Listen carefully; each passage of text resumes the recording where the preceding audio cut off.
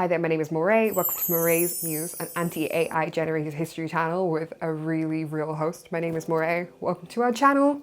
So today we're talking about Gaius Marius.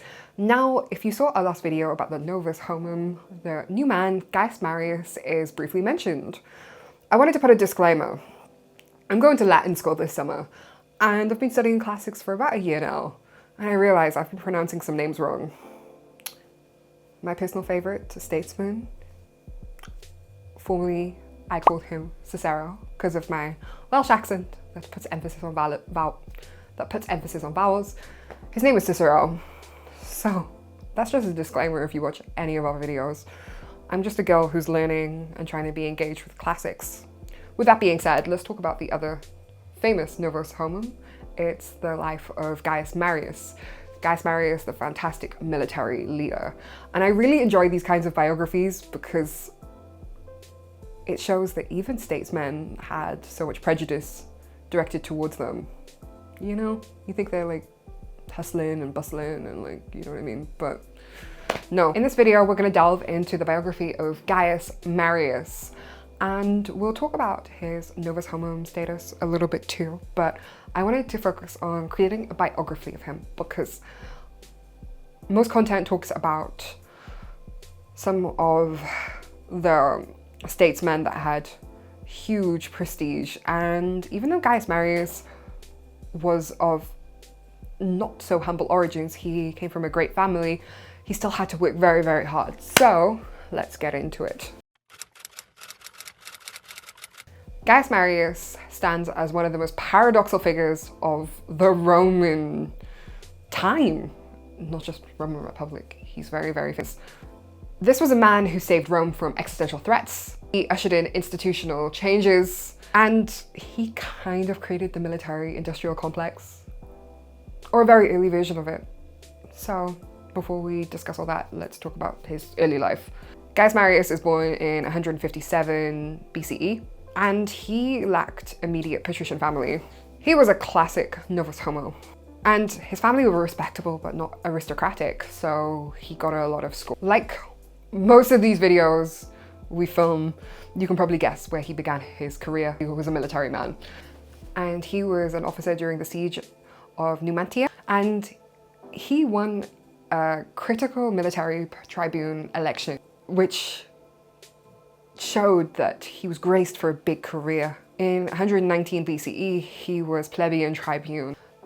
A lot of people assume plebeian tribunes came from humble beginnings, but actually you needed aristocratic origins, and he didn't have that, so it was very rare that he became tribune of the plebs. As tribune, he was big on his attacks. He attacked the consul Dalmaticus when a law reformed by him was opposed. He wanted to create the votes of the assemblies very secret, and he had a very public rupture with a formal patron, and this was a huge breach of trust. Suddenly he started to align with the populares, which are like the bad guys, and he was ready to employ populist measures because he fell out with the plebeians. Here's the thing though, he tried to align himself with the populares, but he had no aristocratic custom, so the populares didn't really accept him. Whatever. Can't sit with us!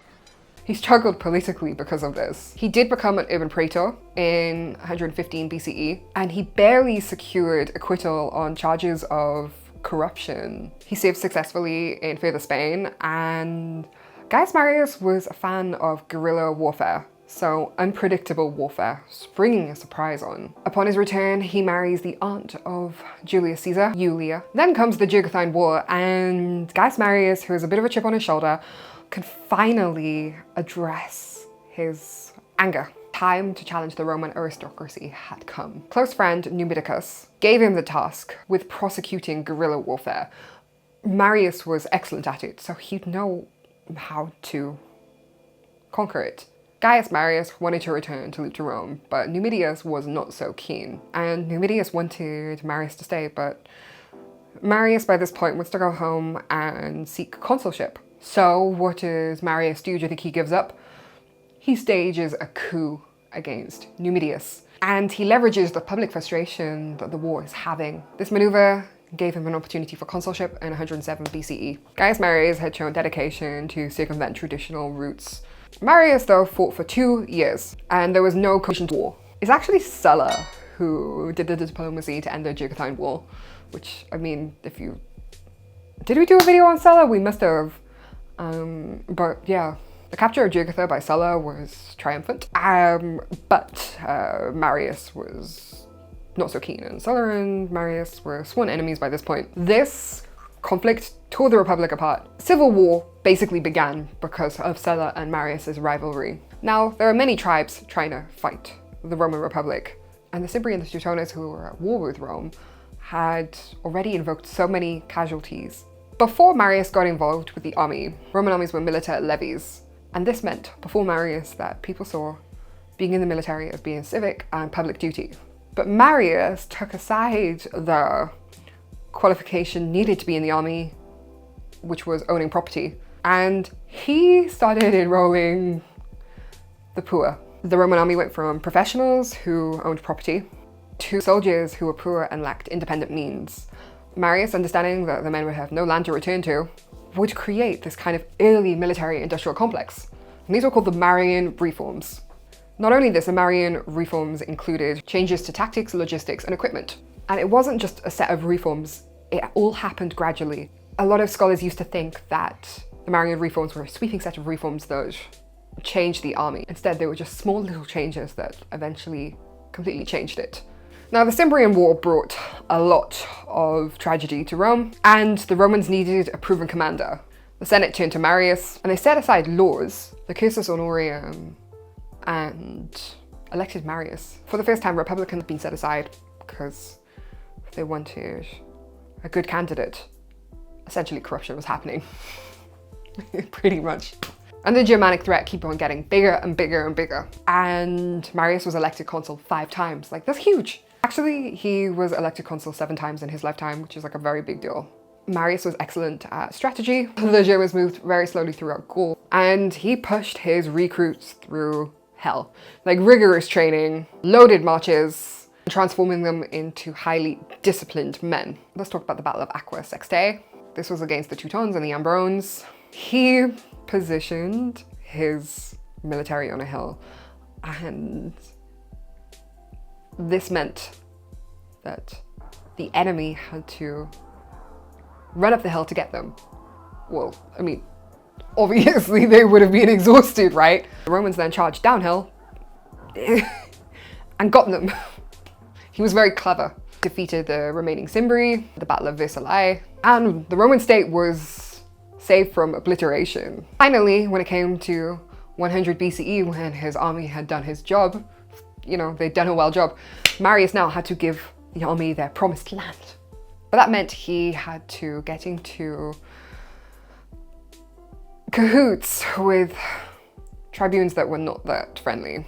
Tribune Saturninus and Tribune Glaucia commanded a lot of influence. They gave discounted corn, veteran land allocations, and the extension to citizenship to some Roman allies. So, I mean, we would view them as good guys, right? Because there was probably some conniving reason though behind why they wanted to give the plebs food.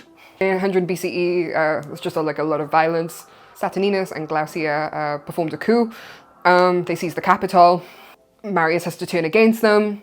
This really shook the Roman institutions. Marius now is exposed as a politician because he's a good military leader, but he's exposed as a bad politician. He cannot do diplomacy. Because he betrayed his allies, nobody could trust him any longer. And he had to enter semi-retirement, which was a really good fate. I'd love to be retired and watch like the Gilmore Girls all day and just eat snacks, but yeah. When did this reconciliation happen? Yesterday. And last night. And this morning. Richard. Don't ask questions, don't ask. And this is when Marius is like, let's start the social war. And we've spoken a lot about the social war. So Marius is like, let's fuck with my enemies and let's go find Sulla. The social war was very good for expanding Italian citizenship because the Roman Republic became an empire, right? And to build an empire, you need to have citizens.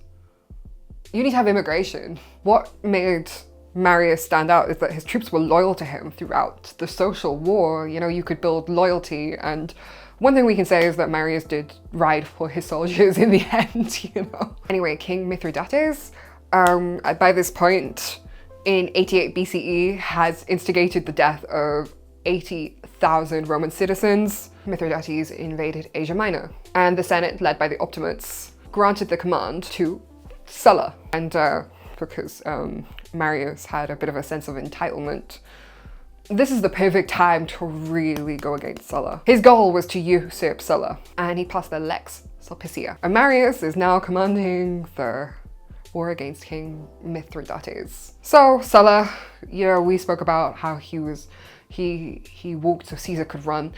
Sulla is trying to cross the Rubicon. You know, Sulla is he's encamped at Nola with 6 legions, realizing there's going to be a coup, and he appeals to his army and tells his legion, you have to march on Rome. Like, I told you to. Never mind, Marius, like, I told you to. And Sulla uses his army against the Republic itself. And because of Sulla, military force within its own country was no longer a taboo, and Marius is declared enemy of the state. So Marius gets exiled, believe it or not, because he flees.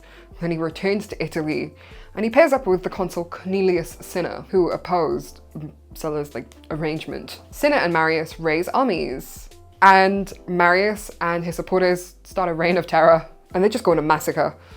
Like, it's opponents and senior senators, like pretty much prescriptions. But yeah, he still gets to become consul, his 7th consulship. By this point, like, it is the, you know, I was gonna use the metaphor the last days of Rome, but realistically, because it's the Republic, it was like the first days of Rome.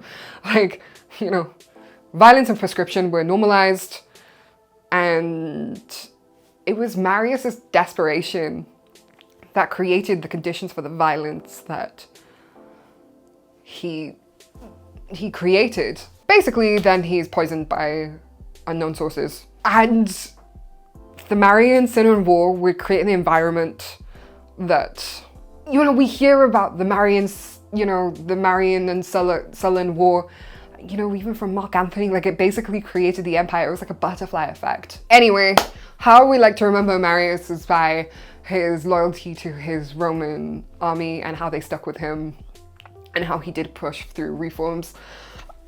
That's the only good thing we can say about Marius. But he created so much violence that, you know, he doesn't go down well. Whilst I feel like, you know, Cicero, whilst I feel like Cicero, the other Novus Homo that's famous, the other Novus Homo, is like really well loved now in society. You know, Marius is like kind of forgotten about, and, you know, the military industrial complex, the way that the army takes poor people and promises them like college scholarships and houses and stuff like that. That's really because of Gaius Marius. So when you think it was just George Bush creating wars, you know what I mean, for arms money, no, it wasn't. It was Gaius Marius. It's deep, guys, it's deep. Thank you for watching this video. I'll see you in the next one. Bye bye.